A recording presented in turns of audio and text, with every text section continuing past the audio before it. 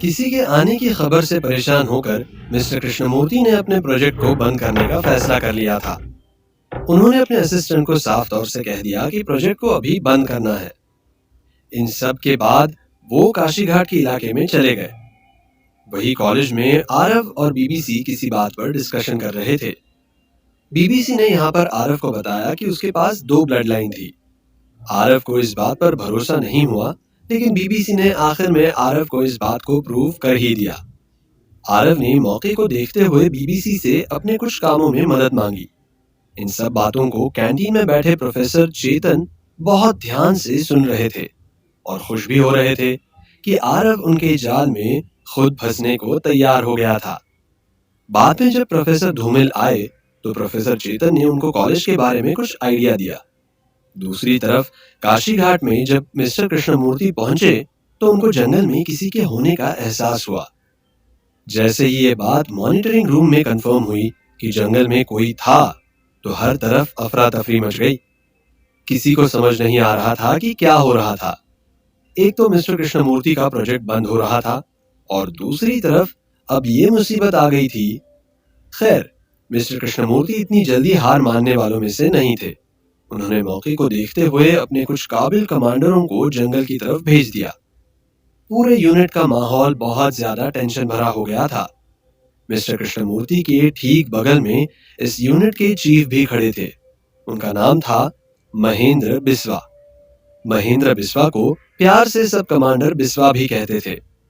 वो एक अच्छे इंसान के साथ बहुत अच्छे मार्शल आर्ट फाइटर भी थे। उन्होंने जब देखा कि मिस्टर कृष्णमूर्ति टेंशन में आ गए थे तो उनको हौसला देते हुए कहा, कृष्णमूर्ति सर, आप परेशान मत हो। वो कोई भी हो, हम उस इंसान को पकड़ लेंगे। परेशान मैं इस बात से नहीं हूं कि वहां कोई आया है।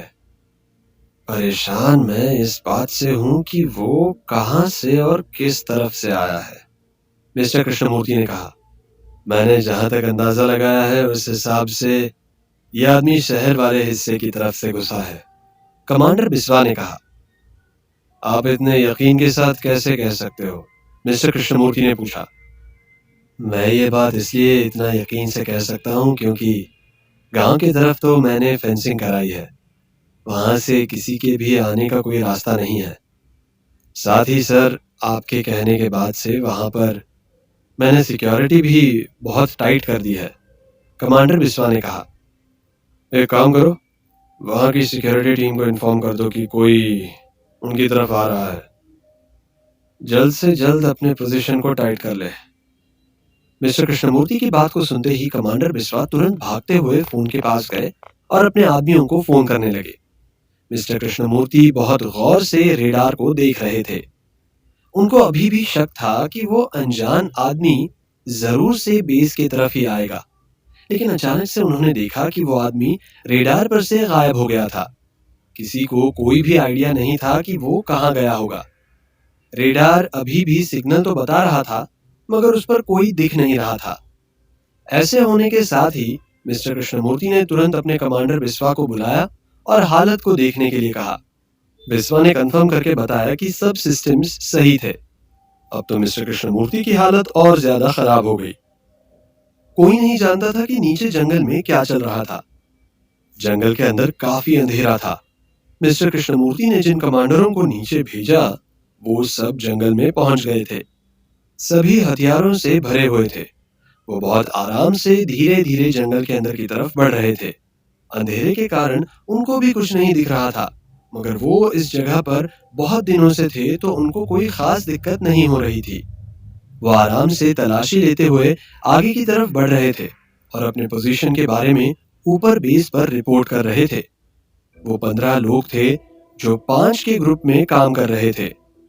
एक ग्रुप बीच से गुजर रहा था और बाकी के 2 ग्रुप्स उनको कवर दे रहे थे। जब जंगल के काफी अंदर जाने के बाद भी उनको कुछ नहीं मिला तो उन्होंने उस आदमी का लास्ट लोकेशन पूछा। कमांडर बिस्वा ने उनको बताया कि उस आदमी का अब कोई लोकेशन नहीं दिख रहा था। इस बीच वो आदमी भी वहीं पर था। उस आदमी को इस बात की खबर थी कि बेस कैंप से सटे हुए जंगल में थर्मल सेंसिंग डिवाइस लगे हुए थे। हालत को देखते हुए उसने अपने पूरे शरीर पर कीचड़ लगा लिया। कीचड़ लगाने से उसके शरीर से निकलती गर्मी कम हो गई, जिसके कारण अब उसको कोई भी नहीं पकड़ पा रहा था। वो जंगल में आए कमांडर के साथ ही आग की तरफ बढ़ रहा था। मिस्टर कृष्णमूर्ति का सब्र अब जवाब दे रहा था, लेकिन वो कुछ कर भी नहीं सकते थे। हालत को देखते हुए उन्होंने अपने कुछ लोगों को जंगल में भेज दिया। उनके दिमाग में अभी ये भी चल रहा था कि अगर ये न्यू वर्ल्ड ऑर्डर का अटैक था तो बहुत कुछ दांव पर लग सकता था। बाद में उन्होंने इस बात को खुद ही खारिज कर दिया, क्योंकि उनके पास ऐसे किसी भी हमले का कोई इंटेलिजेंस इनपुट नहीं था। वो आदमी सरकता हुआ बहुत आराम से जंगल के दूसरे कोने में चला गया। उसका इरादा शुरू से बस्ती की तरफ ही जाना था। जब वो बस्ती के पास गया तो अचानक से उसका डिवाइस बजने लगा। उसने तुरंत उस डिवाइस को बंद किया। इतनी देर में उससे कुछ दूर खड़े कमांडर को वो आवाज आ गई थी। उसने तुरंत उस आवाज को पीछा करते हुए उस आदमी को ढूंढना शुरू कर दिया। दूसरी तरफ कॉलेज में फिर से हर दिन की तरह रात को सभी का बाहर निकलना बंद कर दिया गया था। आरव अपने कमरे में लेटा हुआ बिना कुछ कहे सुमायरा के बारे में सोच रहा था। आज दोपहर बीबीसी से मिलने के बाद से वो इसी बात के पीछे पड़ा हुआ था। आज बहुत दिनों बाद आरव अपने अतीत के गलियों में गया था। बीबीसी उसके मन की हालत को समझ गया था, लेकिन बिना कुछ जाने वो भी कुछ नहीं कर सकता था। बीबीसी के साथ रहते हुए आरव भी अब उसके जैसे ही ज्यादा बोलने लगा था। अब जब आरव शांत बैठता तो बीबीसी को अच्छा नहीं लग रहा था। वो आरव के बेड पर बैठते हुए बोला, हाँ, क्या बात है आरव? आज दोपहर से देख रहा हूं, किसी बात से परेशान लग रहे हो, हाँ? बीबीसी की आवाज ने आरव को चौंका दिया। वो अपने बेड पर बैठते हुए बोला, अरे तुम अभी भी जगे हुए हो? कितना टाइम हो गया है? टाइम जो भी हुआ हो, मेरे ख्याल से हमें बात करनी चाहिए, बीबीसी ने गंभीर लहजे में कहा। आरव समझ गया था कि बीबीसी को अब टालना मुश्किल काम था। वैसे भी बीबीसी बहुत कम ही आरव को किस बात के लिए फोर्स करता था।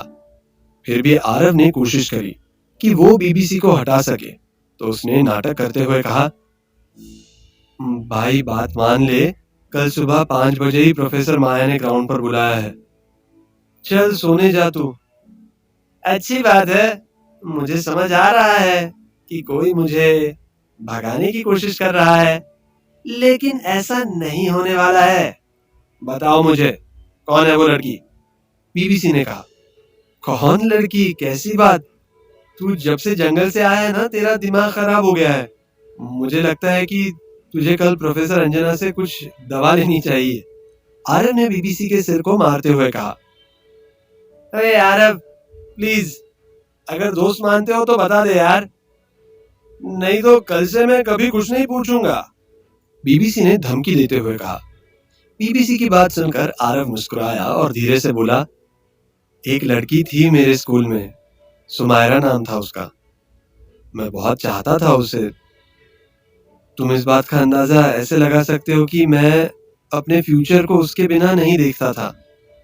मेरी कहानी शुरू भी वही से होती थी और खत्म भी वही पर होती थी। तो क्या अब तुम लोग एक साथ नहीं हो? बीबीसी ने डरते हुए पूछा। नहीं, उसने मुझे छोड़ दिया, आरव ने कहा। जैसे जैसे वो अपने जीवन के बारे में बीबीसी को बता रहा था, उसके चेहरे की मुस्कुराहट बढ़ती जा रही थी। बीबीसी को बहुत अच्छे से पता था कि इस मुस्कुराहट के पीछे एक टूटा हुआ दिल था, जो आज भी अपने प्यार को याद करके परेशान हो जाता था।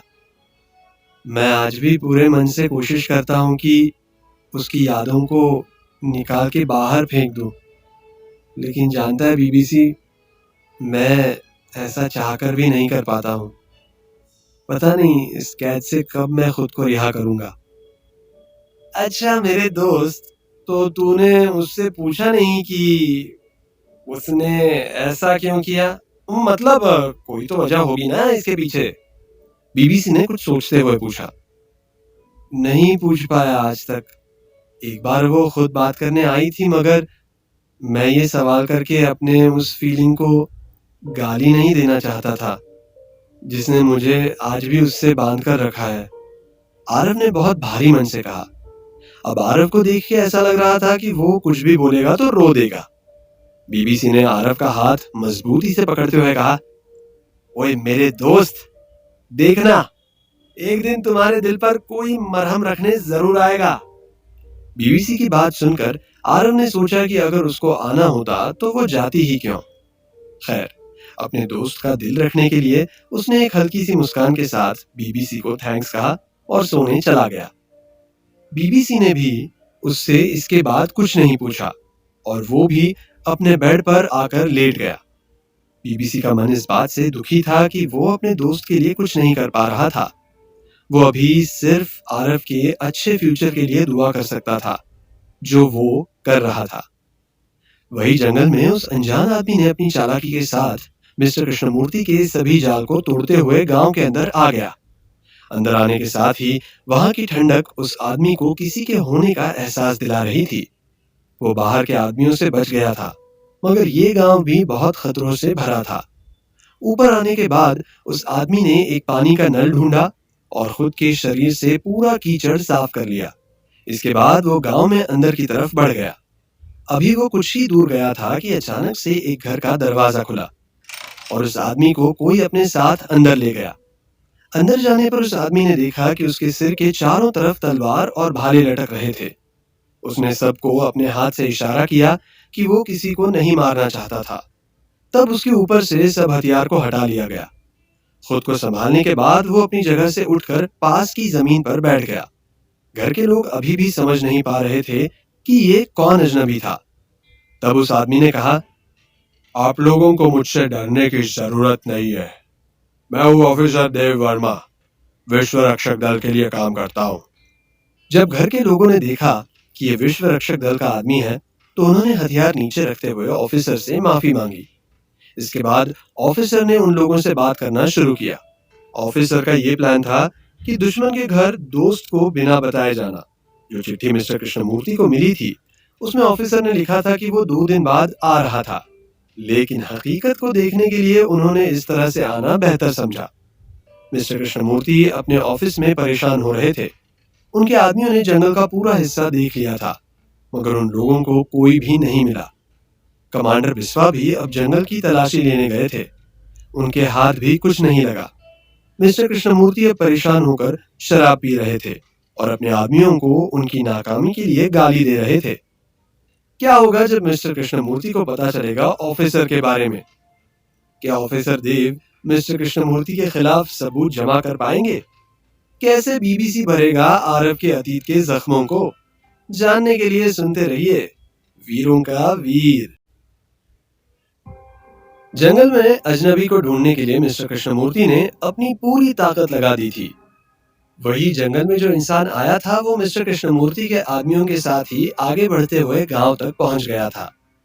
बेस पर बैठे मिस्टर कृष्णमूर्ति की परेशानी बढ़ती जा रही थी। अनजान इंसान ने उनके मन में डर पैदा कर दिया था।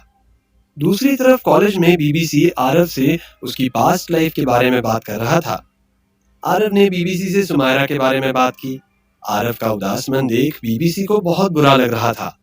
अफसोस वो अपने दोस्त के लिए कुछ कर नहीं सकता था। जंगल से बाहर आए अजनबी को कुछ गांव के लोगों ने पकड़ लिया।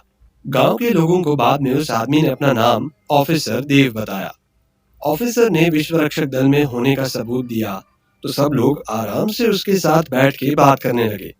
गांव के लोगों को एक नई उम्मीद नजर आई थी। वही मिस्टर कृष्णमूर्ति अब गुस्से और तनाव में शराब पीने लगे। उनको समझ नहीं आ रहा था कि वहां क्या हो रहा था। बहुत देर के सर्च ऑपरेशन के बाद भी जंगल में कोई नहीं मिला। कमांडर बिस्वा भी थक गए थे। जब वो मिस्टर कृष्णमूर्ति से बात करने के लिए आए तो अचानक से मिस्टर कृष्णमूर्ति का गुस्सा उन पर टूट पड़ा। किस काम के हैं आप लोग? मुझे समझ नहीं आ रहा कि वो आदमी कहाँ गायब हो गया। मिस्टर कृष्णमूर्ति ने कहा। वो कभी रेडार को देख रहे थे तो कभी कमांडर बिस्वा को देख रहे थे। सर, हमने पूरी कोशिश की। अब अगर वो आदमी नहीं मिला तो इसमें हमारी क्या गलती है? कमांडर बिस्वा ने कहा। हम जिस ऑर्गेनाइजेशन के लिए काम करते हैं, कमांडर बिस्वा, वहां पर कोई आपकी इस बात को नहीं देखेगा कि किसी की क्या गलती है। वहां केवल रिजल्ट चलता है। हाँ, मिस्टर कृष्णमूर्ति ने कहा। सर प्लीज, हमने अपनी पूरी कोशिश की है। सब आपके सामने ही हुआ। कमांडर बिस्वा ने उनको समझाने की कोशिश की। अपनी बकवास बंद करो, और आज जब तक वो आदमी नहीं मिलेगा तुम लोग जंगल में उसको ढूंढते रहोगे। मिस्टर कृष्णमूर्ति ने अपने शराब के ग्लास को तोड़ते हुए कहा। कमांडर बिस्वा को ये नौकरशाही पसंद नहीं आ रही थी, लेकिन मिस्टर कृष्णमूर्ति का विश्व रक्षक दल में इतना ज्यादा दबदबा था कि कोई उनके खिलाफ नहीं जा सकता था। अपने आंखों में उतरे खून को पीकर कमांडर बिस्वा बाहर चले गए। अगर अभी उनके पास ऑप्शन होता तो मिस्टर कृष्णमूर्ति को मारने में उनको जरा सा भी समय नहीं लगता। मिस्टर कृष्णमूर्ति ने जिस तरह से कमांडर बिस्वा को उल्टा सीधा बोला, उससे पूरा यूनिट नाराजगी में था। इन सभी बातों से अनजान ऑफिसर देव अपने जगह पर पहुंच गए। गांव के कुछ और लोग भी उस घर में आ गए जहां पर अभी ऑफिसर रुके हुए थे। ऑफिसर देव को समझ आ रहा था कि गांव के लोग किसी बात से परेशान थे। उन लोगों को जब से पता चला था कि ऑफिसर देव विश्व रक्षक के आदमी थे, तब से वो लोग बहुत सहमे हुए थे। दरअसल यहाँ पर मिस्टर कृष्णमूर्ति ने इतना ज्यादा अत्याचार किया कि विश्व रक्षक के नाम से ही गांव के लोगों की हालत पतली हो जाती थी। इस बात को समझते हुए ऑफिसर ने सभी लोगों की तरफ देखते हुए कहा, क्या बात है, आप लोग बहुत सहमे हुए नजर आ रहे हैं। ऑफिसर के सवाल से ही उन सभी को सांप सूंघ गया था। कोई नहीं जानता था कि क्या होने वाला था। सबकी खामोशी को देखते हुए ऑफिसर देव ने फिर से कहा, आप लोग कुछ बोलते क्यों नहीं है? देखिए, मैं यहाँ पर आप लोगों की मदद करने के लिए आया हूँ। मुझे पता लगा है कि यहाँ पर कुछ ठीक नहीं है। ऑफिसर देव ने जो बात आखिर में कही थी, वो उन्होंने अंधेरे में तीर चलाया था। वो तीर अब निशाने पर लग गया था। कुछ देर के बाद गांव के एक युवा लड़के ने अपना मुंह खोलते हुए कहा, मुझे उम्मीद है कि आप मेरी बात को समझेंगे। इस गांव की हालत बहुत खराब है ऑफिसर जी। यहाँ से लोग अचानक से गायब हो जाते हैं, जिनका सालों तक पता नहीं चलता है। अगर आप इस मामले में कुछ कर सके तो बहुत एहसान होगा आपका हम लोगों पर। यह कैसे हो सकता है? यहाँ पर तो विश्व रक्षक के आदमी भी है। वो लोग आप लोगों की मदद के लिए नहीं आते हैं क्या? हाँ? ऑफिसर ने कहा, हम सच कह रहे हैं साहब। आज से 4 साल पहले मेरे बापू गायब हो गए थे। वो आज तक नहीं मिले। जिन बड़े बाबू की बात आप कर रहे हो, वो तो गांव के लोगों को ही सबका जिम्मेदार मानते हैं। उस गांव के लड़के ने कहा। ऑफिसर को अब लगने लगा कि उनका शक मिस्टर कृष्णमूर्ति पर ठीक ही था। जरूर से मिस्टर कृष्णमूर्ति यहाँ पर अपनी ताकत का गलत इस्तेमाल कर रहे थे। इससे पहले कि ऑफिसर कुछ कहते, अचानक से एक आदमी बाहर से भागता हुआ अंदर आया और डरते हुए बोला, विश्व रक्षक दल के सिपाही इस तरफ आ रहे हैं। उस आदमी को सुनते ही ऑफिसर समझ गए कि वो लोग उसकी तलाश में आ रहे थे। उन्होंने तुरंत गांव के लोगों से कहा, मुझे यकीन है कि ये लोग मुझे ढूंढने आ रहे हैं। मेरी एक बात सुनो, कोई भी अपना मुंह नहीं खोलेगा कि मैं यहाँ पर हूँ, ठीक है? समझ में आई बात? मैं कल सुबह यहाँ पर क्या होगा ये आप देखिएगा। कैसे हमारे लोगों पर अत्याचार होता है, कैसे हमारी इज्जत को नीलाम किया जाता है। गांव के एक आदमी ने ऑफिसर की बात को काटते हुए कहा और रोने लगा। अचानक से पूरे माहौल में खामोशी छा गई। मैं भी यही देखने आया हूँ कि आप लोगों के साथ यहाँ क्या होता है। आप लोग परेशान मत हो, और मेरे होने की खबर कोई नहीं देगा। इतना कहते हुए ऑफिसर रात के अंधेरे में वहां से निकल गए। गांव के लोगों में फिर से डर का माहौल बन गया। बाहर से आती हुई कदमों की आवाज उनके कानों को चुभ रही थी। वो लोग आपस में भी उलझे हुए नजर आ रहे थे। कुछ गांव के लोगों का कहना था कि नए ऑफिसर को मिस्टर कृष्णमूर्ति के बारे में सब बता दिया जाए। वही कुछ लोगों का ये भी कहना था कि मिस्टर कृष्णमूर्ति से गद्दारी बहुत महंगी पड़ सकती थी। डरे हुए लोग कोई भी फैसला नहीं ले पा रहे थे। किसी को समझ नहीं आ रहा था कि क्या करना था। एक तरफ थी उनकी नई उम्मीद और दूसरी तरफ सालों का गुस्सा, जिसने इन लोगों को कुछ अच्छा सोचने का मौका ही नहीं दिया। गांव वालों की इसी उलझन में सुबह हो गई थी। सुबह होने के साथ ही सभी घरों की तलाशी ली जा रही थी। जो सिपाही रात को गांव में आए थे, उन्होंने पहले ही पूरे गांव को रात भर में घेर लिया। गांव की मेन रोड के पास बने एक झोपड़े में कमांडर बिस्वा बैठे हुए थे। उनकी लाल आंखें इस बात की गवाही दे रही थी कि वो रात भर सोए नहीं थे। तलाशी लिए जाने के दौरान गांव के सभी मर्दों को बहुत बुरी तरह से पीटा जा रहा था। बताओ, कहाँ छिपा रखा है उस आदमी को? बता, नहीं तो हाथ पैर तोड़ दूंगा। साहब, साहब, हम सच कह रहे हैं, यहाँ कोई नहीं है। हमारी बात का यकीन करिए। आप चाहे तो घर की तलाशी भी ले लीजिए। नहीं साहब, नहीं। साहब, देखते ही देखते पूरा गांव बाहर आ गया। हर तरफ बस बर्तन के गिरने की और इंसानों के चीखने की आवाज आ रही थी। इन नजारे को देख कमांडर बिस्वा का मन टूटता जा रहा था, मगर अभी वो मजबूर थे क्योंकि उनको मिस्टर कृष्णमूर्ति के ऑर्डर्स को फॉलो करना था। वो इन सब से दूर जाना चाहते थे। इन सब के बीच ऑफिसर देव सारे नजारे को बहुत शांति से देख रहे थे। उनके सब्र का इम्तिहान टूट गया जब एक विश्व रक्षक के आदमी ने गांव की एक औरत की इज्जत पर हाथ डाला। उसने अभी उस औरत के कपड़ों को पकड़ा ही था कि ऑफिसर ने अपने जगह से कूदते हुए एक लंबी छलांग के साथ सीधा उस आदमी पर हमला कर दिया। उनके ऐसा करते ही हर तरफ अफरा तफरी मच गई। ऑफिसर देव के हाथों में तलवार थी। सबसे पहले तो उन्होंने उस आदमी के हाथों को ही काट दिया जिसने गांव की औरत की इज्जत उतारने की कोशिश की। इसके बाद हालात को देखते हुए सभी विश्व रक्षक के लोग उन पर हमला करने आ गए। अब ऑफिसर देव चारों तरफ से घिर गए थे। उन पर कोई हमला करता इससे पहले ही उन्होंने खुद को नीचे करते हुए अपनी तलवार से 6 लोगों के पैर को घायल करते हुए उनको नीचे गिरा दिया। अब जबकि बाजी ऑफिसर देव के पास आ गई थी तो उन्होंने बहुत अच्छे से अपने काम को अंजाम दिया। इस खून खराबे के बीच अचानक से कमांडर बिस्वा भी आ गए। जैसे ही कमांडर बिस्वा हमला करने के लिए आए, उनको ऑफिसर की तलवार पर बने विश्व रक्षक के लोगों ने रोक दिया। उन्होंने अपने आदमियों को भी रुकने को कहा और ऑफिसर के पास आते हुए पूछा, कौन हो तुम और विश्व रक्षक की तलवार तुम्हारे पास क्या कर रही है? ऑफिसर देव ने मुस्कुराते हुए अपनी जेब से कार्ड निकाला और कमांडर बिस्वा के हाथ पर रख दिया। कमांडर ने जब उस कार्ड को पढ़ा तो अपने हथियार को छोड़कर ऑफिसर को सल्यूट किया। कमांडर के साथ साथ बाकी के लोग भी अपने हथियार को नीचे करते हुए सल्यूट की पोजीशन में आ गए। सर, आप थे तो आपने पहले क्यों नहीं बताया? कमांडर बिस्वा ने कहा। पहले नहीं बताया तभी तो देख पाया कि आप लोग किस तरह से गांव के लोगों के साथ जानवरों जैसा सलूक करते हैं। ऑफिसर देव ने गांव के लोगों की तरफ इशारा करते हुए कहा। सर, हम मजबूर हैं और आपको तो पता ही होगा कि यहाँ के हालात कैसे हैं। यहाँ के लोग न्यू वर्ल्ड ऑर्डर को सपोर्ट करते हैं। कमांडर बिस्वा ने कहा। जैसा आप लोग यहाँ पर कर रहे हैं, अगर इनकी जगह पर मैं भी होता तो शायद यही करता। अब तलाशी के नाम पर लड़कियों की इज्जत उतारना कहाँ की समझदारी है कमांडर? पता नहीं आज तक आपके कितने लोगों ने गांव की कितनी मासूम लड़कियों को अपना शिकार बनाया होगा। कोई जवाब है इसका आपके पास? क्यों दे ये लोग आपका और मेरा साथ, कहिए कमांडर। ऑफिसर देव ने चिल्लाते हुए कहा।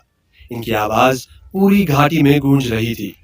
कमांडर बिस्वा का मन तो किया कि वो मिस्टर कृष्णमूर्ति का नाम सामने रख दे, लेकिन अभी उन्होंने ऐसा नहीं किया। गांव में घट रही इस घटना को दूर बैठा आरव भी देख रहा था। काशी घाट में जो कुछ भी होता था उसका सीधा असर आरव के ऊपर दिखता था। आरव इन बातों को सपने के तौर पर देखा करता था। ये शक्ति उसको सर्पेंट किंग ने दी थी। जैसे ही ऑफिसर ने हमला किया उसी वक्त आरव की आंख खुल गई। वो देव नाम को चिल्लाते हुए उठा। बीबीसी ने उसकी हालत को देखते हुए उसको शांत कराया और उससे बात करते हुए पूछा कि ये देव कौन है, तो आरव कोई जवाब नहीं दे पाया। बीबीसी और आरव दोनों ही नहीं समझ पा रहे थे कि आरव के साथ क्या हो रहा था। इस तरह के विजन का क्या मतलब हो सकता था? आखिर आरव का इस देव नाम से क्या रिश्ता था? वही काशी घाट में ऑफिसर देव अपने गुस्से को निकालने के बाद कुछ शांत हो गए।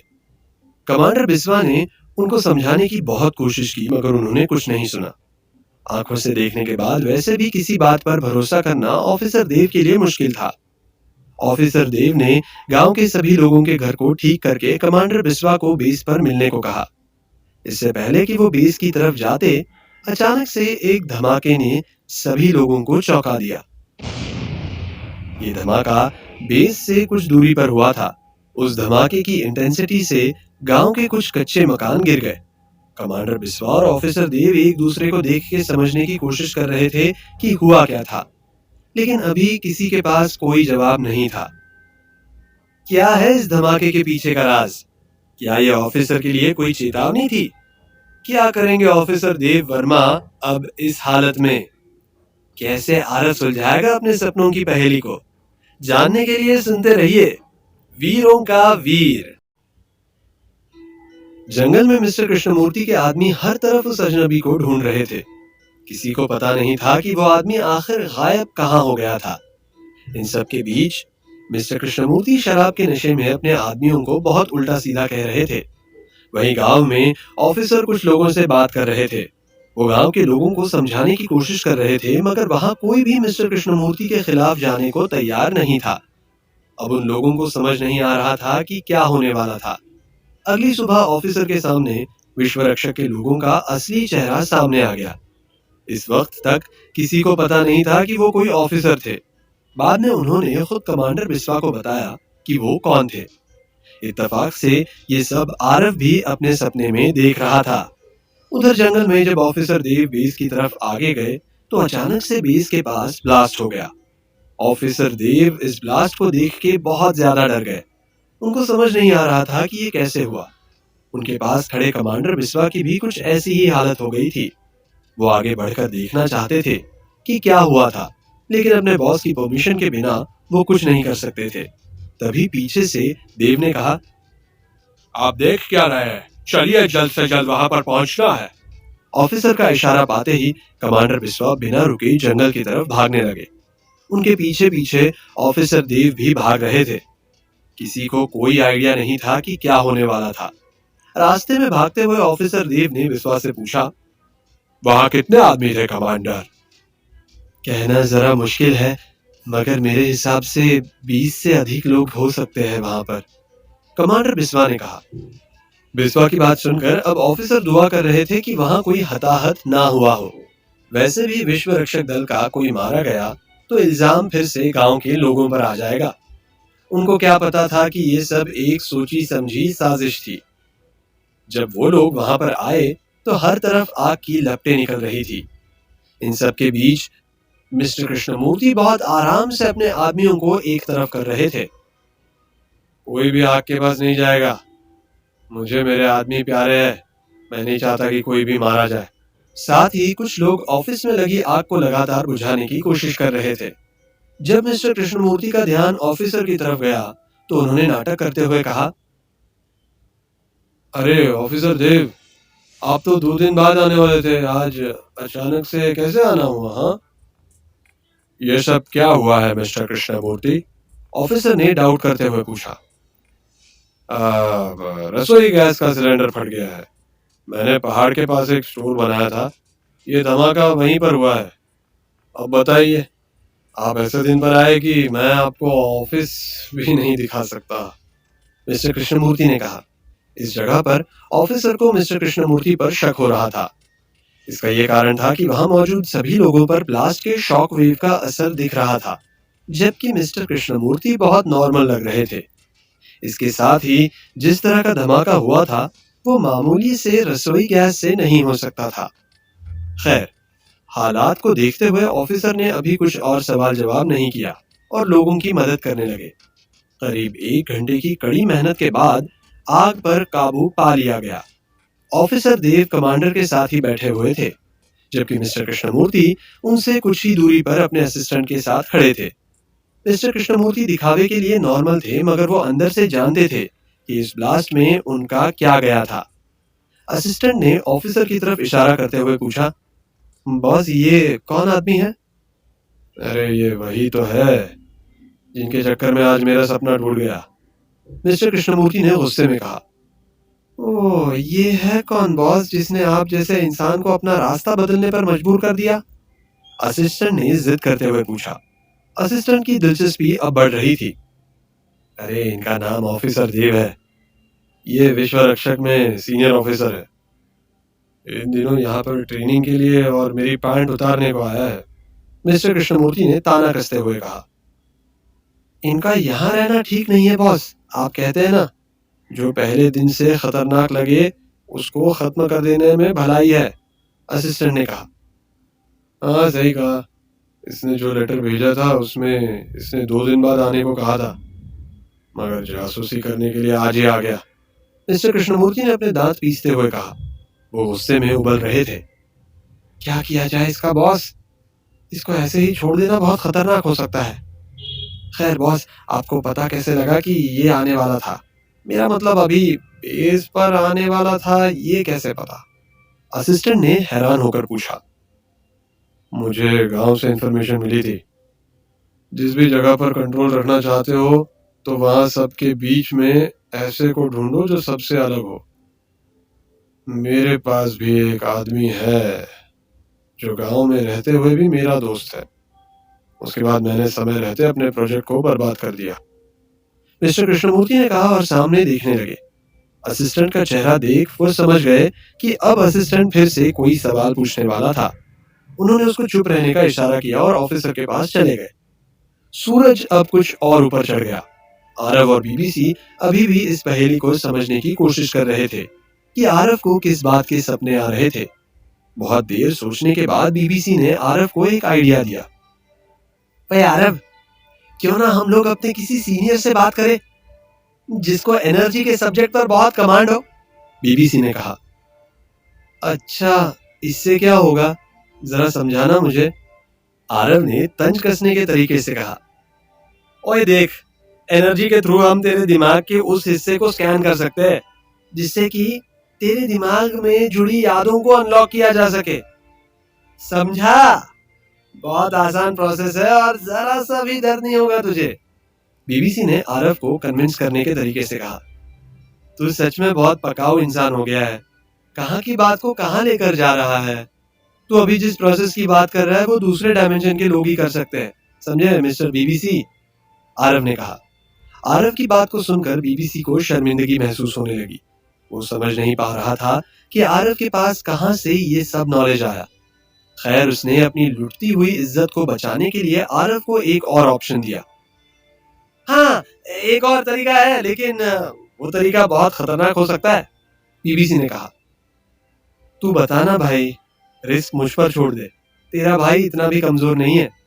आरव ने तुरंत बीबीसी की बात पर रिएक्ट करते हुए कहा। ये हुई ना बीबीसी के दोस्त वाली बात। तो ध्यान से सुन, अपने दिमाग के राज को जानने के लिए हमें चाहिए होगा एक क्रिस्टल एलिमेंट। बीबीसी की बात सुनकर आरव को समझ नहीं आ रहा था कि वो अब किस थियरी के बारे में बात कर रहा था। आरव का चेहरा देखकर वो आरव के पास आते हुए बोला, ओए, क्रिस्टल एलिमेंट एक पत्थर जैसी चीज होती है। ये बीस्ट में पाई जाती है। अब ये बीस्ट में क्यों पाई जाती है ये मुझे भी नहीं पता। तो अब तू बता कि बीस्ट से इसको कैसे निकालना है। पहले ये सोच कि कौन सा इंसान हम लोगों की मदद कर सकता है, क्योंकि आधे अधूरे ज्ञान के साथ मैं कुछ नहीं करने वाला हूँ, आरव ने कहा। इसके बाद दोनों दोस्त सोच में पड़ गए कि आखिर वो किससे मदद की भीख मांग सकते थे। इन सब में सबसे बड़ी बात ये थी कि अगर आरव किसी से हेल्प लेता तो वो आरव से जरूर पूछता कि आखिर वो ऐसा क्यों करना चाहता था। अभी वो लोग इसी सोच में थे कि अचानक से प्रोफेसर चेतन की आवाज उन लोगों के कानों तक आई। आप लोग अभी भी यहीं पर है? क्या क्लास में जाने का मन नहीं है? प्रोफेसर चेतन की आवाज को सुनने के बाद आरव और बीबीसी को जैसे पंख लग गए। दोनों ने अपना अपना बैग उठाया और क्लास की तरफ दौड़ पड़े। प्रोफेसर चेतन उनको देख के मुस्कुरा रहे थे।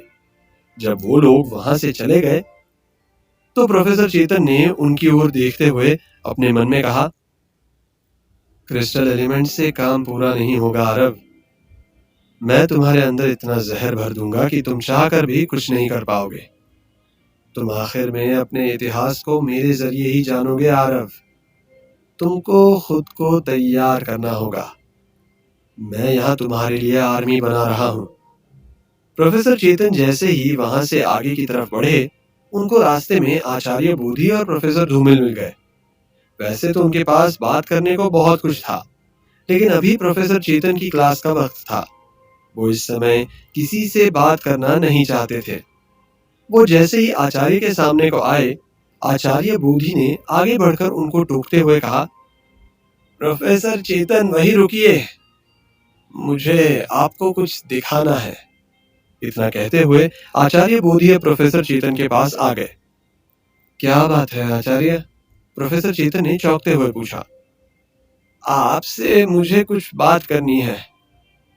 आज मुझे प्रोफेसर धूमिल बता रहे थे कि आपके पास कोई आइडिया है? आचार्य ने पूछा। हाँ, मैंने कल कुछ डिस्कस तो किया था प्रोफेसर धूमिल से, लेकिन विश्व रक्षक वाले इस आइडिया को परमिट नहीं देने वाले। कल रात को बैठकर मैंने उनके कॉन्ट्रैक्ट के सभी क्लॉज को देखा है। प्रोफेसर चेतन ने दुखी मन से कहा। मैं भी यही मान रहा था, लेकिन आज सुबह मुझे एक मेल मिला है।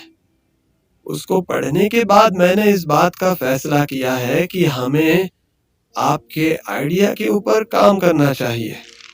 आचार्य ने एक कागज का टुकड़ा प्रोफेसर चेतन को देते हुए कहा। यह उसी मेल की प्रिंटेड कॉपी थी जिसमें साफ साफ लिखा था कि विश्व रक्षक दल से गुरुकुल कॉम्बैट कॉलेज को बाहर नहीं किया जाएगा और उसकी सुरक्षा के लिए 10 नए लोगों को अपॉइंट किया जाएगा।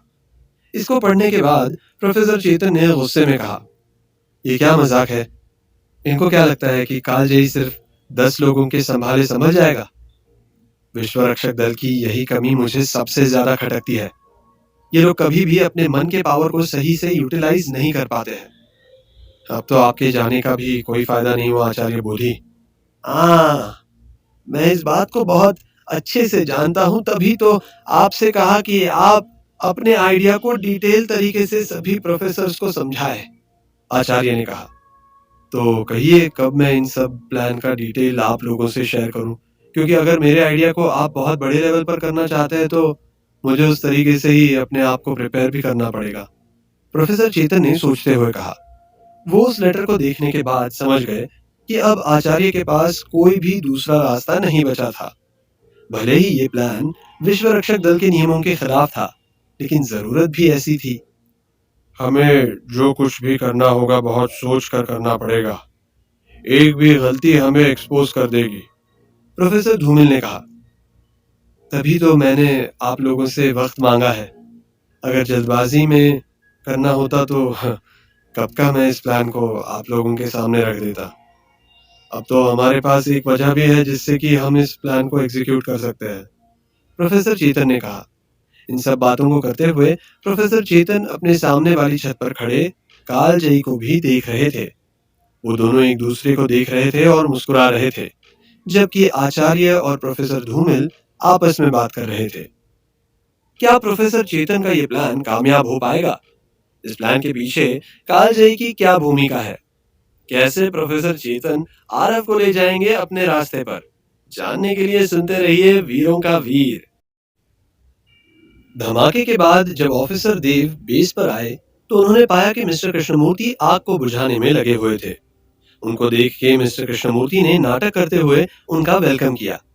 मिस्टर कृष्णमूर्ति जिस तरह से बात कर रहे थे उससे ऑफिसर को शक हो गया। बाद में ऑफिसर से बच के मिस्टर कृष्णमूर्ति ने अपने असिस्टेंट को बताया कि ऑफिसर से अपने प्रोजेक्ट को बचाने के लिए मैंने उसको उड़ा दिया। दरअसल यहाँ पर मिस्टर कृष्णमूर्ति को पहले ही किसी गांव के आदमी ने ऑफिसर के बारे में बता दिया था। वही कॉलेज में आरव और बीबीसी मिलकर आरव के सपनों वाले प्रॉब्लम का सलूशन ढूंढ रहे थे। कुछ दिमाग लगाने के बाद उन्होंने किसी से हेल्प लेने की सोची। तभी वहां पर प्रोफेसर चेतन आ गए। वो आरव के प्लान पर नजर बनाए हुए थे। इससे पहले कि वो अपने क्लास में जाते, आचार्य बोधी ने उनको अपने आइडिया पर काम करने को कहा। कमजोर पड़ती विश्व रक्षक दल की साख के आगे आचार्य बोधी को प्रोफेसर चेतन के आइडिया की तरफ जाना ही पड़ा। ये बहुत ही रिस्क वाली बात थी। हालत को देखते हुए इतना रिस्क तो बनता ही था।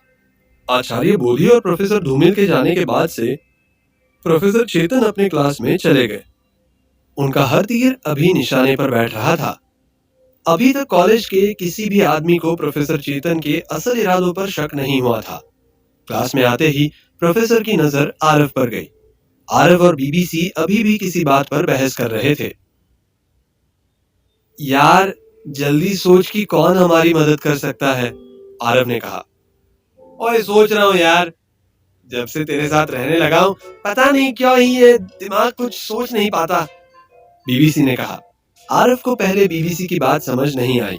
मगर बाद में उसको समझ आया कि बीबीसी ने क्या कहा था। आरव ने इस बात पर तुरंत रिएक्ट करते हुए कहा, तू कहना क्या चाहता है कि मैंने तेरे दिमाग को पकड़ रखा है? हाँ, हरकत सही कर अपनी। दिन भर तो लड़कियों के बारे में सोचता है, बड़ा आया दिमाग नहीं काम कर रहा। आरव जैसे जैसे बोल रहा था, बीबीसी मन ही मन मुस्कुरा रहा था। उसने अभी आरव को जानबूझकर छेड़ा था। बीबीसी ने तुरंत माहौल को संभालते हुए कहा, ओए मजाक कर रहा था यार, क्या तू भी हर बात पर सीरियस हो जाता है? क्लास में खड़े प्रोफेसर चेतन इस बात को समझ रहे थे कि आरव और बीबीसी के दिमाग में क्या चल रहा था। उन्होंने आरव और बीबीसी को अभी टोका नहीं, क्योंकि वो ये देखना चाहते थे कि आरव कहां तक सोच सकता था। इसके बाद प्रोफेसर ने पढ़ाना शुरू किया। बच्चों, आज हम एनर्जी से जुड़ी हुई कुछ बातों को सीखेंगे। आप लोग अगर यहाँ बैठे हो तो मैं उम्मीद कर सकता हूँ कि आपको इतना तो पता ही होगा कि एनर्जी को बनाया और खत्म नहीं किया जा सकता। प्रोफेसर सॉरी, मैं आपकी बात को काट रहा हूँ। मुझे एक सवाल करना है, क्या पूछ सकता हूँ? बीबीसी ने अचानक से खड़े होकर प्रोफेसर चेतन की बात को काटते हुए कहा, हाँ हाँ जरूर से पूछ सकते हो। तुम यहाँ पूछने के लिए हो और मैं यहाँ बताने के लिए। चलो पूछो।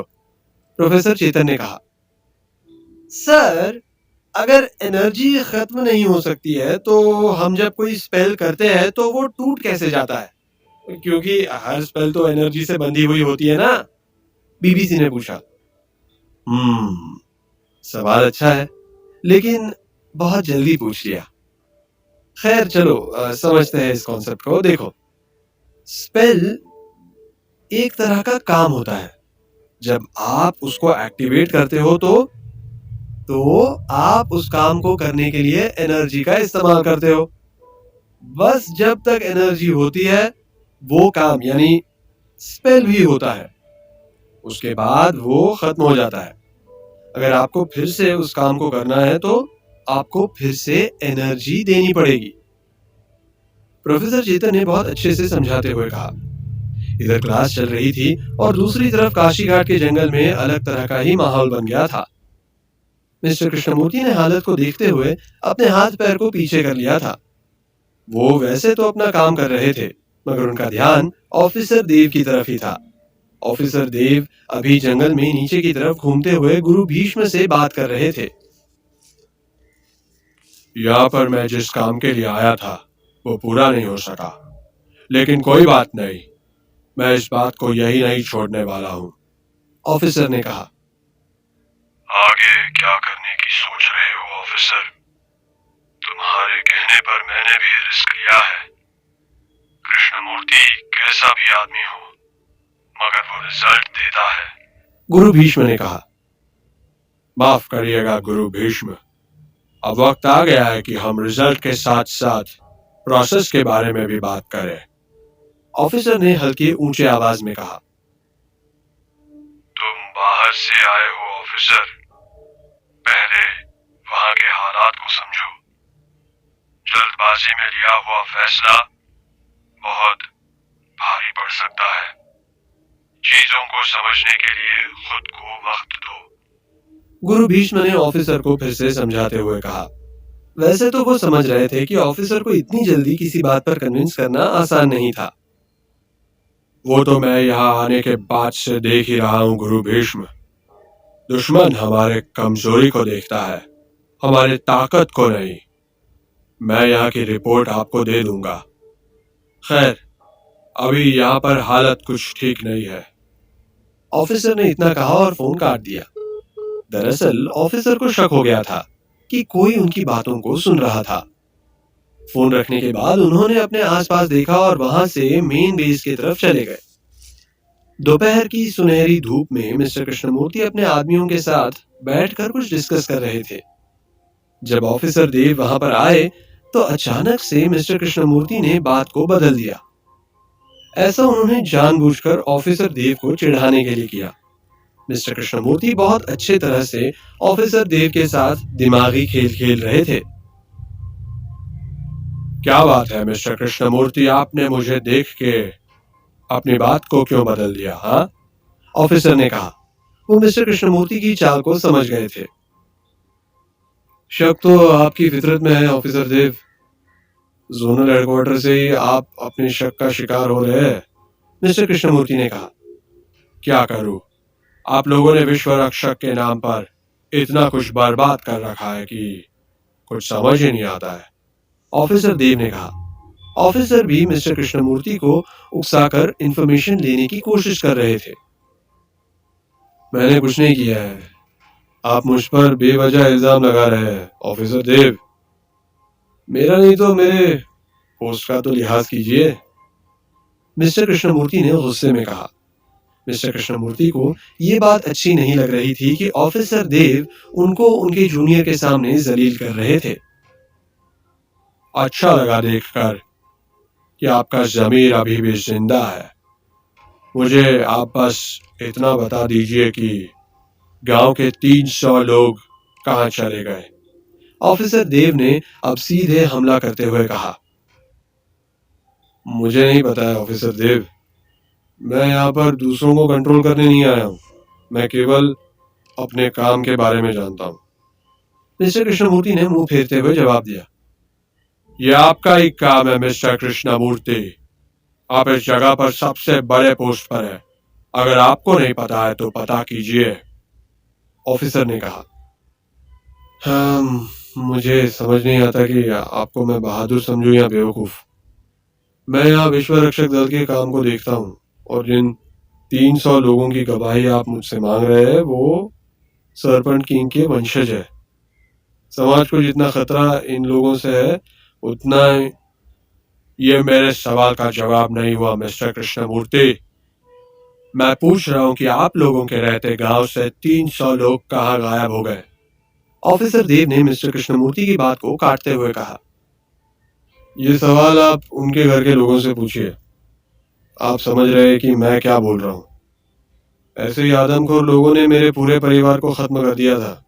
जो लोग खुद बर्बाद होना चाहते हैं उनको हम बचाकर भी क्या प्रूव कर देंगे, मिस्टर कृष्णमूर्ति ने कहा और वहां से चले गए। उनके जाने के बाद ऑफिसर देव खुश थे कि उनको उनका जवाब मिल गया था। मिस्टर कृष्णमूर्ति के परिवार वाली बात को आज तक कोई नहीं जानता था। काशी घाट इलाके में सभी लोगों का ब्लड लाइन सरपंच किंग का था और मिस्टर कृष्णमूर्ति को इस ब्लड लाइन से बहुत ज्यादा नफरत थी। ऑफिसर अपने मन में सोचते हैं कि ये एक बहुत अच्छा मौका था मिस्टर कृष्णमूर्ति के खिलाफ सबूत जमा करने का। ऑफिसर देव और मिस्टर कृष्णमूर्ति की बहस को सुनकर वहां के सभी लोग भी बहुत ज्यादा अपसेट हो गए। इन सब के बीच कमांडर बिस्वा की हालत बहुत ज्यादा खराब थी। उनके सामने मिस्टर कृष्णमूर्ति के गुलामी से आजाद होने का एक मौका मिला, मगर वो फैसला नहीं कर पा रहे थे कि ऑफिसर देव का साथ देना सही था या नहीं। उनकी यही उलझन आज तक उनके जबान पर ताले की तरह लटकी हुई थी। अब जब मिस्टर कृष्णमूर्ति और ऑफिसर देव खुल के दुश्मनी साध रहे थे तो उनकी हिम्मत बढ़ रही थी। कमांडर बिस्वा अभी भी सही मौके के इंतजार में थे। अच्छे और ईमानदार ऑफिसर के साथ काम करने का मजा वो अब समझ रहे थे। शाम का वक्त होने को आ रहा था। कॉलेज में भी अब क्लासेस खत्म होने वाले थे। प्रोफेसर चेतन ने बहुत अच्छे तरीके से आरव और बीबीसी को अपने जाल में फंसा लिया। आज उन्होंने खास करके उन बातों के बारे में डिस्कस किया जिससे कि आरव के मन में बहुत से सवाल उठे। अब सवाल होंगे तो जाहिर सी बात थी कि आरव जवाब भी चाहेगा। इसी जगह पर प्रोफेसर चेतन अपने काम को अंजाम देंगे। उनका मेन मोटो था आरव को कैसे भी करके काशी घाट तक लेकर जाना। आरव के बचकाने दिमाग के साथ खेलना प्रोफेसर चेतन के लिए बहुत आसान था। कालजयी के इशारे पर हो रहे इस काम को प्रोफेसर चेतन ने अलग अलग स्टेज पर बांट रखा था। इसी काम का पहला स्टेज था आरव को काशी घाट तक लेकर जाना। क्लास खत्म होने के बाद प्रोफेसर चेतन जानते थे कि आरव उनसे मिलने को जरूर से आएंगे। ऐसा हुआ भी। जैसे ही प्रोफेसर कुछ दूर पर आए, अचानक से आरव पीछे से बोलता हुआ आ गया। Excuse me professor, excuse me. Professor Chetan पीछे मुड़े और आरव को देखते हुए कहा, हाँ क्या बात है आरव, कुछ पूछना चाहते हो? हाँ प्रोफेसर, मगर समझ नहीं आ रहा है कि कैसे आपसे ये बात करूं, आरव ने कंफ्यूज होते हुए कहा। प्रोफेसर चेतन तो पहले से ही जानते थे कि आरव किस बारे में बात करना चाहता था। आरव को हिचकिचाता देख उन्होंने कहा, तुम अपने सपनों के बारे में पूछना चाहते हो ना, डरो मत, मैं सब जानता हूँ कि तुम्हारे साथ क्या हो रहा है। प्रोफेसर चेतन की बात सुनते ही आरव की हालत पतली हो गई। आरव को यकीन नहीं हो रहा था कि प्रोफेसर को ये बात कहां से पता चली। आरव ने शक में बीबीसी को भी देखा, मगर बीबीसी ने इशारे में आरव को बताया कि उसने किसी से भी कोई बात नहीं की। प्रोफेसर, आपको कैसे पता चला कि मैं क्या बात करने आया हूँ? आरव ने डरते हुए पूछा। मैं बहुत कुछ जानता हूँ आरव। एनर्जी विंग का प्रोफेसर होने के कारण भले ही मुझे बहुत ज्यादा नाम न मिलता हो, लेकिन याद रखना, जो काम एक एनर्जी विंग का टीचर कर सकता है वो कोई भी नहीं कर सकता है। खैर, तुम मुझसे क्या चाहते हो बताओ? प्रोफेसर चेतन ने आरव को बातों में फंसाते हुए कहा। प्रोफेसर, आप इसके सपनों का मतलब इसको बता दे। ये खुद भी ठीक से नहीं सोता है और मुझे भी नहीं सोने देता। बीबीसी ने दुखी होकर प्रोफेसर से आरव के बदले रिक्वेस्ट किया। ठीक है, मैं इसका जवाब बाद में देता हूँ। अभी आप लोग अपने हॉस्टल जाओ। मैं रात को 10 बजे कॉलेज के पुराने गार्डन में मिलूंगा। वही फैसला होगा कि आरव की मैं कितनी मदद कर पाऊंगा। इतना कहते हुए प्रोफेसर चेतन वहां से निकल गए। वो इस बात को समझ गए थे कि अब तो उन्होंने आरव को अच्छी तरह से अपने जाल में फंसा लिया। वही आरव और बीबीसी प्रोफेसर को जाता हुआ देख सोच में पड़ गए कि आखिर प्रोफेसर को ये सब कैसे पता लगा। क्या होगा जब आरव रात को मिलेगा प्रोफेसर चेतन से? क्या अब आरव जान पाएगा अपने अतीत का राज? कब तक चलेगी ऑफिसर देव और मिस्टर कृष्णमूर्ति की जंग? जानने के लिए सुनते रहिए वीरों का वीर। क्लास में आरव और बीबीसी बैठ के दिमाग लगा रहे थे कि कौन उन लोगों की मदद कर सकता था। प्रोफेसर चेतन इस बात को बहुत अच्छे से समझ रहे थे कि आरव के दिमाग में क्या चल रहा था। आज उनको अपने प्लान का पहला स्टेज क्लियर करना था। वही जंगल में ऑफिसर देव और मिस्टर कृष्णमूर्ति की बहुत ज्यादा नोकझोंक चल रही थी। ऑफिसर देव ने इससे पहले गुरु भीष्म से भी बात किया था। गुरु भीष्म ने ऑफिसर देव को जल्दबाजी से बचने की सलाह दी। बातों ही बातों में मिस्टर कृष्णमूर्ति ने अपने अपने परिवार के बारे में भी बात किया। ऑफिसर देव को समझ आ गया था कि मिस्टर कृष्णमूर्ति गांव के लोगों से क्यों नफरत करते थे। शाम के वक्त कॉलेज में प्रोफेसर चेतन ने आरव को बात करने के लिए बुलाया था। शाम अब रात में ढलती जा रही थी। आरव के मन में अभी दो सवाल चल रहे थे। पहला, कि प्रोफेसर चेतन को कैसे पता लगा कि वो अपने सपनों को लेकर परेशान था, और दूसरा ये कि वो प्रोफेसर चेतन पर कितना भरोसा कर सकता था। आज आरव को अपने गुरु ओजस की बात याद आ रही थी। उसके जीवन में अभी बहुत कुछ चल रहा था जिसका जवाब शायद गुरु ओजस ही दे सकते थे। गुरु ओजस ने उसको जितना सिखाया था, अब उससे वो बहुत अलग तरह की दुनिया को देख रहा था। वो अभी अपने ख्यालों में ही था कि अचानक से बीबीसी कमरे में आया और बोला, अरे चलना नहीं है क्या? आरव ने तुरंत जवाब देते हुए कहा, हाँ चलना है ना, मैं तेरा ही इंतजार कर रहा था। रुक, मैं जरा चेंज कर लेता हूँ। इतना कहने के बाद आरव चेंज करने को चला गया। कुछ देर बाद वो बाहर आते हुए बोला, अच्छा एक बात बता, तू शाम से गायब कहाँ था? अरे वो एनर्जी विंग की स्टूडेंट है ना, अंजलि, उसी को कुछ प्रॉब्लम थी। मैंने सोचा बेचारी कहाँ भटकेगी तो उसकी मदद कर दी। बीबीसी ने मुस्कुराते हुए कहा, अच्छा बेटा, तो आपका एक्स्ट्रा क्लास शुरू हो गया है। अभी कॉलेज स्टार्ट हुए हुए हफ्ते भी नहीं हुए कि आप अपने काम पर लग गए। आरव ने शर्ट के बटन को बंद करते हुए कहा, अब तेरे से क्या छिपाना यार, तू तो जानता ही है कि तेरा भाई कितना स्मार्ट है। हाँ, अरे इसको कहते हैं द बीबीसी शो। बीबीसी ने कहा और रूम से निकलने को तैयार हो गया। उसकी बात सुनने के बाद आरव ने कोई जवाब नहीं दिया। वो जानता था कि अब बीबीसी अपने ख्यालों में खो जाएगा। अभी उसका ठीक रहना बहुत जरूरी था। इसके बाद वो दोनों पीछे के रास्ते से बाहर आ गए। हालांकि रात को बाहर निकलने वाला नियम अभी नहीं लगाया जा रहा था। इस वजह से आज आरव और बीबीसी को कोई डर नहीं था। वो आराम से प्रोफेसर से मिलने को जा सकते थे। यहाँ कोई और भी था जो आरव और बीबीसी पर नजर बनाए हुए था। वो अंधेरे का फायदा उठाकर आरव और बीबीसी के पीछे आ रहा था। जब वो लोग गार्डन में आए तो प्रोफेसर चेतन वहां पहले से ही बैठे हुए थे। प्रोफेसर को देखकर आरव के मन की दुविधा और ज्यादा बढ़ने लगी। वही बीबीसी भी बहुत कुछ सोच रहा था। सच बात ये थी कि दोनों ही अभी प्रोफेसर चेतन से बहुत ज्यादा डरे हुए थे। आ गए तुम लोग, मैं तुम लोगों का ही इंतजार कर रहा था। प्रोफेसर चेतन ने आरव और बीबीसी को देखते हुए कहा। प्रोफेसर, मेरे तो कुछ भी समझ में नहीं आ रहा कि कैसे मैं अपने आप को संभाल सकता हूँ, आरव ने उदास लहजे में कहा। मैं जानता हूँ कि तुम बहुत ज्यादा परेशान हो, लेकिन मैं तुम्हारी मदद तभी कर सकता हूँ जब तुम उसके लिए तैयार हो, प्रोफेसर चेतन ने कहा।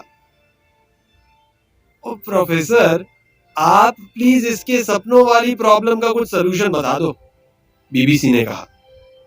पहले ये तो बताओ कि सपनों में देखते क्या हो, प्रोफेसर ने कहा। हर बार अलग अलग तरह की चीजें देखता हूँ, जैसे कि कोई जंगल है, वहां पर कुछ इंसान है जो किसी को मारने की कोशिश कर रहे हैं। अब आज ही देखा कि एक गांव जैसी कोई जगह है जहां पर अचानक से एक आदमी ऊपर से कूदते हुए किसी के हाथ को काट रहा था। अब इसका क्या मतलब हो सकता है प्रोफेसर, आरव ने सोचते हुए कहा। हम्म हो सकता है कि तुम अपने दिमाग से या अपने ऑरा से किसी जगह पर कैद हो। मेरा मतलब है कि ब्लड लाइन की शक्ति के कुछ नेगेटिव एस्पेक्ट्स भी होते हैं। कई दफा आपको उसकी वजह से भी बहुत से विजन्स आते हैं, प्रोफेसर ने कहा। क्या आपके पास कोई रास्ता नहीं है जिससे कि मैं इस पहेली को सुलझा सकूं, आरव ने मासूमियत से पूछा। मुझे अपने परिवार और उससे जुड़ी हुई बातों के बारे में बताओ, जैसे कि तुम कहाँ से आए हो, तुम्हारे घर वाले क्या करते हैं, तुम्हारी ब्लड लाइन क्या है, प्रोफेसर ने कहा। साथ ही प्रोफेसर इस बात पर भी ध्यान दे रहे थे कि कोई उन लोगों की बातों को सुन रहा था या नहीं। मेरी ब्लड लाइन है डिमोनिक आय। मेरे दादाजी विश्व रक्षक दल में काम करते थे, वो बहुत बड़े फाइटर थे। घर पर मॉम डैड है और बस मुझसे बड़ा मेरा एक भाई है, आरव ने मुस्कुराते हुए कहा। अपने परिवार के बारे में सोचकर वो खुश हो गया था। इन बातों से तो कुछ भी समझ नहीं आ रहा है। खैर, ये बताओ कि क्या तुम्हारे साथ अभी कुछ दिनों में कुछ ऐसा हुआ जो तुम्हारे हिसाब से बहुत खतरनाक था, प्रोफेसर ने पूछा। हाँ प्रोफेसर, जब मैं इस कॉलेज में आया था उससे पहले मुझ पर 20 लोगों ने हमला किया था। बस यही हुआ था, इसके अलावा तो सब नॉर्मल ही है, आरव ने सोचते हुए कहा। प्रोफेसर चेतन उसकी बात को सुनने के बाद सोचने का नाटक करने लगे। आरव को लगा जैसे कि ये कितना सीरियस मैटर था। शायद इसलिए प्रोफेसर को वक्त लग रहा था। आरव को नहीं पता था कि उसके सभी सवालों का जवाब बहुत आसान था, यानी कि blood line of serpent king. Professor Chetan जानबूझकर अपनी शक्तियों का गलत इस्तेमाल कर रहे थे। कुछ देर सोचने के बाद प्रोफेसर चेतन ने कहा, मुझे ऐसे तो समझ नहीं आ रहा है, मगर मुझे यकीन है कि तुम्हारी इस प्रॉब्लम का कारण तुम्हारा पास्ट है, या ये भी हो सकता है कि तुम्हारे ब्लड लाइन से ये प्रॉब्लम आ रही हो, प्रोफेसर चेतन ने नाटक करते हुए कहा। प्रोफेसर साहब, ये कैसे हो सकता है? आपकी बातों का मुझे कोई कनेक्शन समझ नहीं आ रहा है, बीबीसी ने चुनते हुए कहा। तुम लोगों के पास अभी इस लेवल का नॉलेज नहीं है बीबीसी। बात बहुत सिंपल है। जिसके पास भी जो ब्लड लाइन है उसके अंदर उस हिसाब से ताकत होती है, और सबसे इम्पोर्टेंट बात कि उस इंसान की आदतें भी ब्लड लाइन के हिसाब से बनती जाती है, प्रोफेसर चेतन ने कहा। तो क्या सपनों पर भी ब्लड लाइन का इफेक्ट दिखता है, बीबीसी ने पूछा। हाँ बच्चे, ऐसा ही होता है। सोचो कि हमारे पास 4 तरह की दुनिया है। हर दुनिया के नियम अलग अलग। हम जितना अपने दुनिया को जानते हैं, ये दुनिया उससे बहुत अलग है, प्रोफेसर चेतन ने बीबीसी को समझाते हुए कहा। बहुत अजीब सा नियम नहीं है ये प्रोफेसर, बीबीसी ने सोचते हुए कहा। जब बीबीसी और प्रोफेसर चेतन आपस में बात कर रहे थे, तब आरव के मन में कुछ और ही चल रहा था। अभी कुछ दिन पहले आरव को बीबीसी ने बताया था कि उसके पास 2 तरह की ब्लड लाइंस थे। पहला था डिमोनिक आय और दूसरा था सर्पेंट किंग। यानी कि अभी जो कुछ भी आरव के साथ हो रहा था उसका जिम्मेदार सर्पेंट किंग ही हो सकता था। अब आरव के सामने चैलेंज ये था कि वो ये बात प्रोफेसर को बता भी नहीं सकता था, क्योंकि अगर सरपंच किंग का राज खुल गया तो आरव को कॉलेज से बाहर किया जा सकता था। अचानक से प्रोफेसर चेतन की आवाज ने आरव का ध्यान अपनी तरफ किया। आरव, तुमको और क्या क्या लगता है अपने बारे में? अब अभी और कुछ तो नहीं। मैं इस बात से कंफ्यूज हूं कि ये मेरे साथ हो क्या रहा है। मेरा मतलब है कि ब्लड लाइन तो बचपन से मेरे साथ है, फिर अब ऐसा क्या हो गया कि अचानक से मेरे ब्लड लाइन ने मुझे मतलब सपने दिखाना क्यों शुरू कर दिया? आरव ने कहा। उसके सवाल ने एक पल के लिए प्रोफेसर को भी सोचने पर मजबूर कर दिया कि वो अब क्या बोले। हो सकता है कि वो अब तुम्हारे एनर्जी लेवल को मैच कर रही है तो एक्टिव हो गया हो। आज ही सुबह क्लास में मैंने आप लोगों को इस बारे में पढ़ाया था, भूल गए क्या? प्रोफेसर चेतन ने मुस्कुराते हुए कहा। आपके पास कोई तरीका है जिससे कि मैं अपने ब्लड लाइन की बात को समझ सकूं? आरव ने पूछा। हाँ हाँ, एक रास्ता है। मैं तुमको अभी एक स्टोन दूंगा, ये तुमको तुम्हारे ब्लड लाइन से जुड़ने में मदद करेगा। ये लो। हाँ, लो ये और ले जाओ। इतना कहते हुए प्रोफेसर ने आरव को एक पत्थर दिया। ये पत्थर दिखने में तो बहुत छोटा था, मगर इसके आकार के हिसाब से इसका वजन बहुत ज्यादा था। आरव ने इसको लेकर अपनी जेब में रख लिया। अब आरव के पास पूछने के लिए कुछ नहीं था। रात अभी बहुत हो गई थी, तो प्रोफेसर ने आरव और बीबीसी को अपने कमरे में जाने को बोल दिया। इस मीटिंग के बाद आरव का कॉन्फिडेंस अब लौट आया था। उसको लगने लगा था कि प्रोफेसर चेतन भी प्रोफेसर अग्निहोत्री की तरह अच्छे इंसान थे।